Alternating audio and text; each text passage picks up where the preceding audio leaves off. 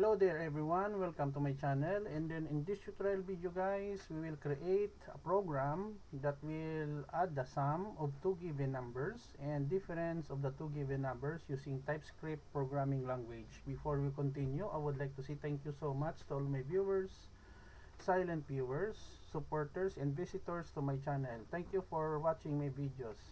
If you are new with my channel and then you like this video, please hit the like button. Don't forget to share and please support my channel guys by clicking the subscribe button.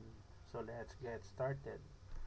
We are here in Visual Studio Code as my text editor. In TypeScript, we have here the declaration of several variables. We have var A and var B. Var A has 5 value and variable B has 3. Variable A has 5 and variable B has 3. To solve for the sum, we have here var sum, assignment operator sum equals open and close parenthesis A plus B. For the subtraction or difference, we declare another variable, subtract equals A minus B, open and close parenthesis. In line number 7, we have here console log, new line here. And then line number 8, we display the result. The sum of A and B is sum, whatever the value it is, no? The result will be 8. And then line number 9 will be the difference between A and B is subtract. So subtract, so 5 minus 3 will be 2, okay? So after we have done, we go to the terminal window in our Visual Code.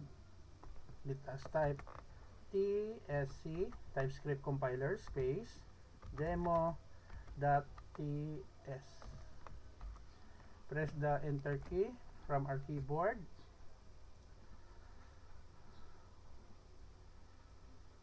Okay, it will generate demo.ts here.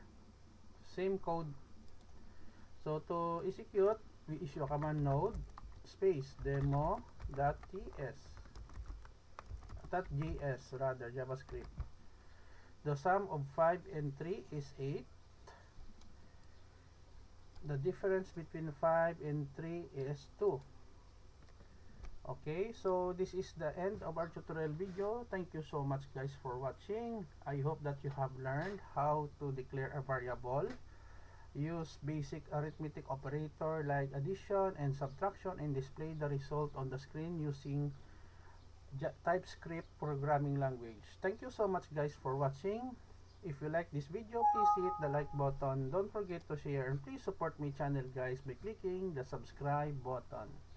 See you in the next video tutorial guys. This is your friend Jake saying bye bye for now.